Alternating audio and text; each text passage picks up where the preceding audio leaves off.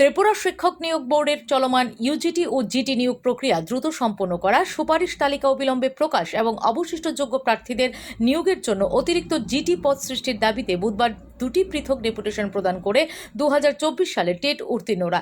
প্রথম ডেপুটেশনটি প্রাথমিক শিক্ষা দপ্তরের অধিকর্তার উদ্দেশ্যে জমা দিয়ে টেট 2024-এ উত্তীর্ণ প্রার্থীরা জানান, চলমান নিয়োগ প্রক্রিয়া দ্রুত শেষ করার পাশাপাশি জিটি পদের সংখ্যা বৃদ্ধি করে অবশিষ্ট যোগ্য প্রার্থীদের নিয়োগের ব্যবস্থা করা হোক। তাদের দাবি, বিজ্ঞপ্তি অনুযায়ী ইউজিটির জন্য 1036টি এবং জিটির জন্য 1020টি পদ থাকলেও জিটি পদে প্রায় 1500 জন যোগ্য প্রার্থী রয়েছেন। ফলে বহু যোগ্য প্রার্থী নিয়োগের বাইরে থেকে যাওয়ায় আশঙ্কা রয়েছে। ডেপুটেশনে আরও বলা হয়, এনআইওএস সংক্রান্ত মামলার কারণে সুপারিশ তালিকা প্রকাশে বিলম্বের যে কারণ দেখানো হচ্ছে, হাইকোর্টের বিভিন্ন রায় পর্যালোচনায় তাদের ধারণা অধিকাংশ মামলায় কেবল টেট সার্টিফিকেট প্রদানের নির্দেশ দেওয়া হয়েছে। চলমান নিয়োগ প্রক্রিয়ার প্রার্থীদের অন্তর্ভুক্ত করার কোনো নির্দেশ নেই। তাই বিষয়টি খতিয়ে দেখে দ্রুত সিদ্ধান্ত নেওয়ার জন্য অধিকর্তার হস্তক্ষেপ কামনা করে ডেপুটেশনকারীরা একই সঙ্গে তারা শিক্ষক নিয়োগ বোর্ডের উদ্দেশ্যেও পৃথক ডেপুটেশন জমা দিয়ে ইউজিটি ও জিটি পদের সুপারিশ তালিকা দ্রুত প্রকাশের দাবি জানান।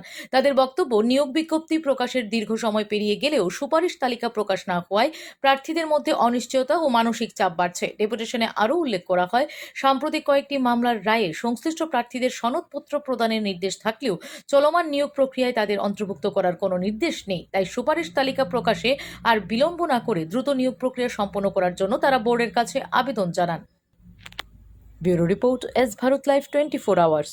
তখন আমাদেরকে আগস্ট মাস টাইম দেওয়া হয়েছিল যে আগস্ট মাসের মধ্যে আমাদের মেরিট লিস্ট আউট করা হবে, কারণ তখন কিছু প্রবলেমস টিএবিটি জানিয়েছিল যে এনআইওসের এবং আরও কিছু কেসের নাকি কিছু প্রবলেমস আছে। কিন্তু আমরা তো এখন জানতে পারলাম যে এই কেসগুলো মোটামুটি সমাধান হয়েছে এবং আমাদের এক্সপেক্টেড আগস্ট মাসে মেরিট লিস্ট দেওয়ার কথা ছিল। কিন্তু এখন রিসেন্ট যখন আবার একটা ওভারল্যাপিংয়ের কেস আমরা জানতে পারলাম, তো সেটার কারণে নাকি এখন আবার আরও পিছিয়ে যাবে। তো এইভাবে করে তো আমাদের প্রায় আজকে 1 বছর 2 বছর, মানে নোটিফিকেশান থেকে শুরু করে আজ অবধি প্রায় 2 বছর কমপ্লিট হয়ে গেল এবং লাস্ট 1 ইয়ার ধরেই আমরা এরকমভাবে আন্দোলন করছি। কিন্তু কোনো তো আমাদের রিক্রুটমেন্টের কোনো কিছুই এগিয়ে যাচ্ছে না, আমাদের প্রসেস থেমে আছে। যেদিকে আমরা দেখতে পাচ্ছি যে রাজ্যের বিভিন্ন স্কুলে শিক্ষক স্বল্পতা রয়েছে এবং প্রতিদিনই কোনো না কোনো স্কুল ছাত্রছাত্রীরা রাস্তায় বসে পুরো ধর্ণা দিচ্ছে, যে জায়গায় আমাদের গভর্নমেন্ট এবং টিআরবিটি, আমি সবাইকেই বলতে যাবো যে অতি সত্বর যেন আমাদের নিয়োগ করা হয়।